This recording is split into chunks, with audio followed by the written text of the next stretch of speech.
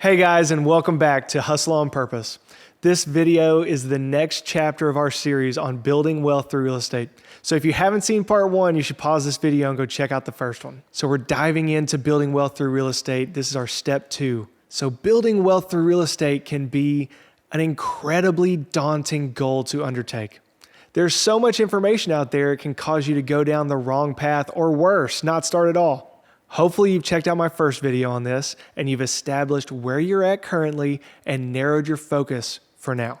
Now that you're at the point where you've identified where you're at and the strategy that fits you and your goals the best, let's get into some universal concepts you'll need to know. In this video, we're going to focus on terms that you'll need to understand pretty much no matter what real estate investment strategy you're choosing to pursue. Some of this may be a refresher for you, but I can't do a series about beginning real estate investing and not cover these topics. Again, nothing that I say in these videos should be taken as investment advice, just as basic info that you should be considering when pursuing your goals. Term number 1 is cash flow.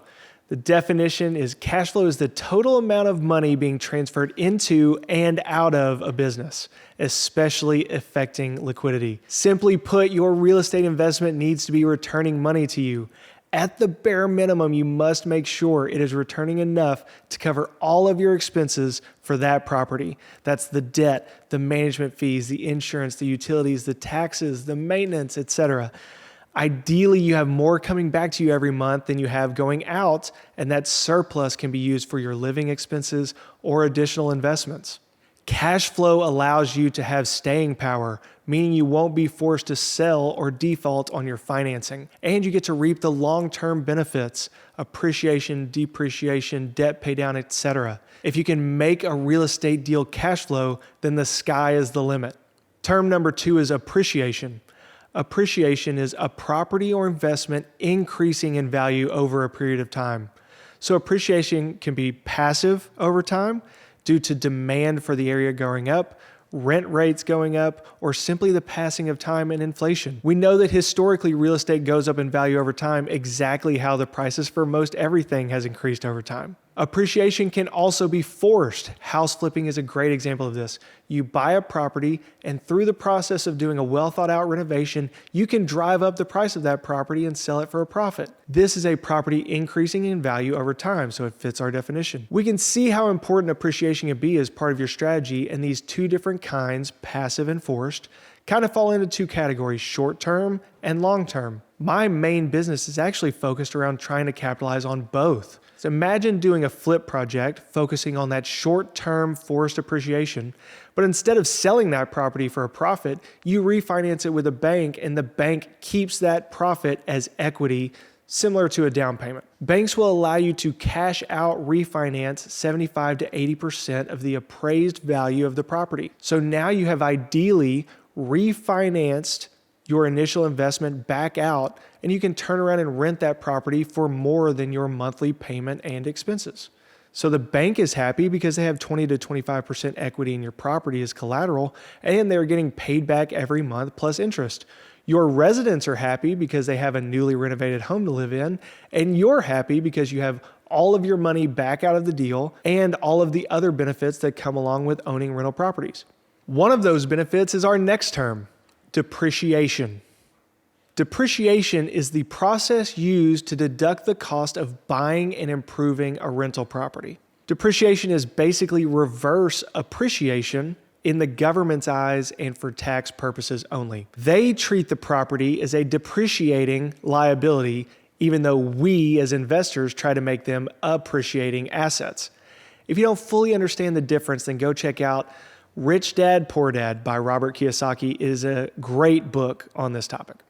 Now, I am not a tax professional, so we aren't going to do a deep dive here, but it is an important term to be familiar with. The way it was explained to me once that has been helpful for me is that the government gives tax incentives to encourage people to do things that the government can't do. I'm personally very happy that our government isn't running my local grocery store or gas station. I'm also happy that they aren't the only option for people to go to for renting houses. Can you imagine buying gas or renting a house from the DMV? So since the government can't effectively offer these services, they offer incentives to operators to provide those services. The main takeaway from depreciation is that you should own a business and own real estate to take advantages of all of the potential tax incentives and get a CPA that understands these concepts very well. Our next term is equity. The definition is the difference between how much your home is worth and how much you owe on your mortgage. So that's how equity pertains at a very basic level to most real estate deals. But you can have equity in just about anything that has value. Equity isn't cash in your pocket, but it is considered in your net worth, and you can borrow money against it in most cases. In my opinion, equity has to be one of the goals of your investing strategy. Some investing strategies focus on putting cash in your pocket as quickly as possible, and there's nothing wrong with that. Starting out, it may be absolutely necessary, and that is okay. There is nothing wrong with making money, but I encourage you to put some of that money towards deals that get you some long-term equity. Equity is an incredibly important part of my business. It allows me to not take income from my rental properties, and instead I can focus heavily on paying off debt, which grows my equity in my portfolio. It decreases how much I owe while the value of the property stays the same, or if I'm lucky, it appreciates, which grows my net worth, which is incredible, but leaves me with the issue of how to pay my bills. The answer to this problem is to borrow money with my equity as collateral. I can hear some of you asking, why would you do something like that? The answer is taxes. If I were to keep cash flow from my business and distribute it to myself as income, then it would be taxed accordingly.